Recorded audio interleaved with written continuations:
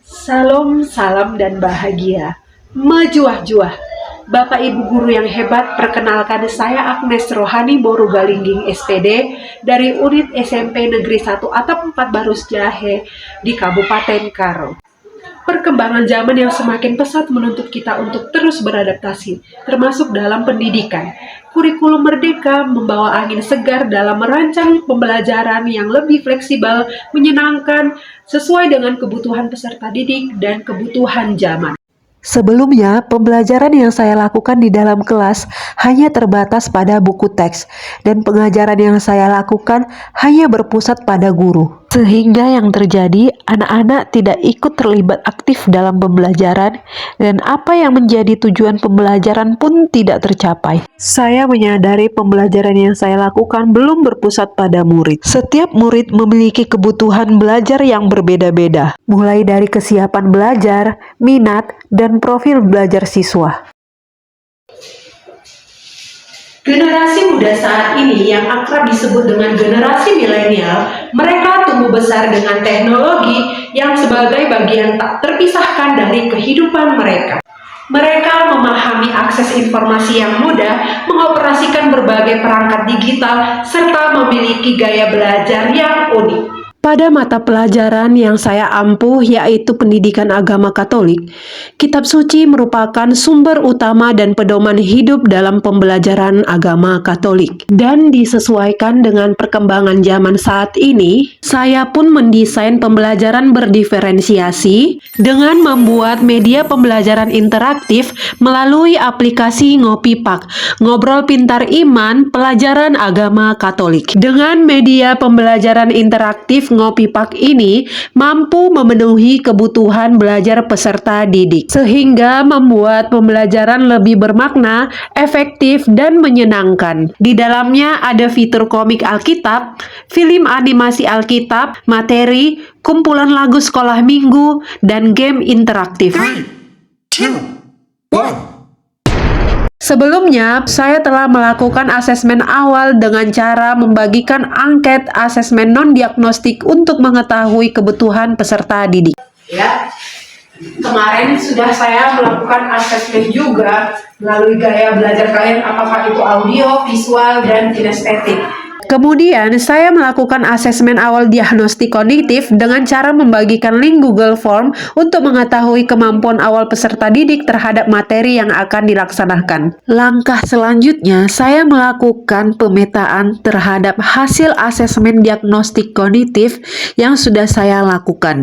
Hasil asesmen ini saya gunakan untuk merancang pembelajaran yang berdiferensiasi. Sebagai kegiatan pembuka dalam pembelajaran berdiferensiasi, saya menyapa murid-murid dengan penuh kehangatan. Kemudian mengajak peserta didik untuk berdoa sebelum memulai pelajaran. Dalam nama Bapa dan Putra dan Roh Kudus. Amin.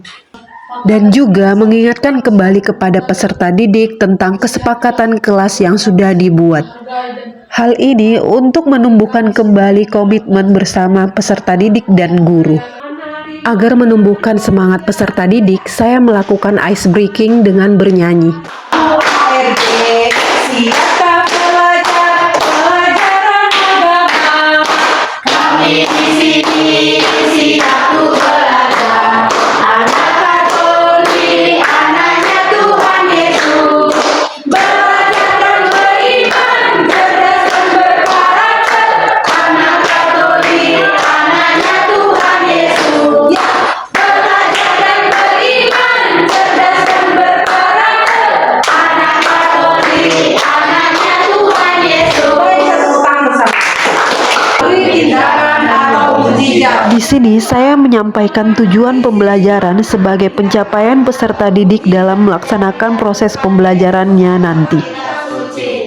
Saya memberikan pertanyaan pemantik untuk memacu keaktifan peserta didik dalam pembelajaran. Ketahui tentang mujizat. Mujizat adalah penalaran di luar manusia. Oke, mujizat itu kata Dodi, perbuatan yang di luar penalaran dari manusia. Dalam kegiatan diferensiasi proses, saya sudah membagikan LKPD dan peserta didik sudah membentuk kelompok berdasarkan gaya belajar masing-masing. Dalam proses pengumpulan data, peserta didik mencari informasi sebanyak-banyaknya melalui aplikasi Ngopipak, disesuaikan dengan gaya belajar peserta didik. Untuk kelompok visual, mencari informasi melalui komik Alkitab. Dengan tampilan gambar yang menarik dan penuh warna, peserta didik akan senang membaca komik Alkitab melalui aplikasi Ngopipak. Untuk kelompok auditori dapat melihat dan menonton video animasi Alkitab. Sedangkan kelompok kinestetik mencari berbagai informasi untuk membuat sebuah konten drama yang relevan dengan materi.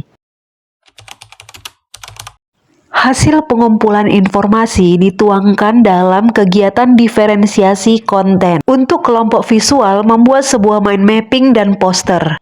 Poster yang dirancang oleh peserta didik menggunakan aplikasi Canva. Di sini saya berperan sebagai fasilitator yang membantu siswa mencapai potensi maksimal mereka. Sedangkan untuk kelompok kinestetik mencari berbagai informasi untuk membuat sebuah konten drama. Saya juga mendampingi kelompok kinestetik untuk mencari informasi produk apa yang akan dibuat yang relevan dengan materi dan kearifan lokal yang ada. Kelompok auditori mengerjakan tugas membuat pop-up book yang berkaitan dengan mujizat Yesus yang disukai mereka dan menciptakan sebuah lagu yang berkaitan dengan materi. Di sini kami akan mempresentasikan tentang hasil diskusi Kelompok kami, visual mempresentasikan tugasnya membuat mind mapping tentang pengelompokan berbagai mujizat yang dilakukan Yesus.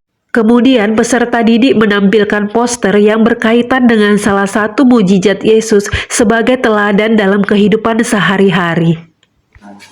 Di sini kami akan menampilkan Untuk kelompok auditori menampilkan hasil karyanya, yaitu pop-up book mujizat Yesus menyembuhkan orang buta. Dan kelompok kinestetik menampilkan hasil dramanya, yaitu Yesus menyembuhkan orang buta. Tuhan Yesus, Tuhan Yesus.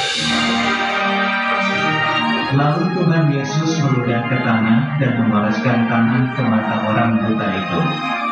Sebagai langkah terakhir, peserta didik membuat kearifan lokal yaitu sembur ataupun paramkaro.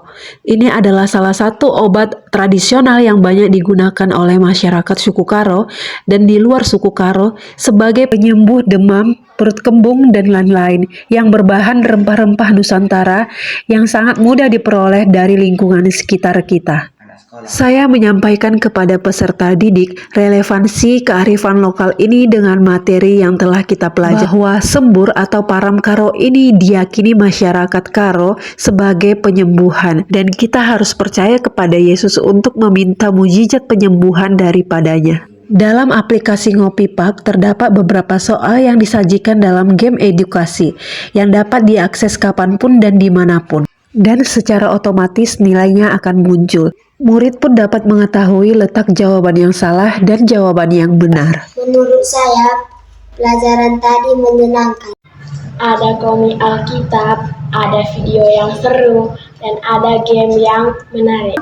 Praktik baik yang sudah dilakukan oleh Ibu ARG sudah baik dan sudah menyampaikan pembelajaran yang berdiferensiasi, dan semoga nanti apa yang sudah dibuat oleh Ibu ARG boleh bermanfaat bagi sekolah kami. Mari Bapak Ibu kita terus berinovasi untuk melakukan pembelajaran berdiferensiasi agar kebutuhan peserta didik dapat terpenuhi. Akhir kata saya ucapkan terima kasih.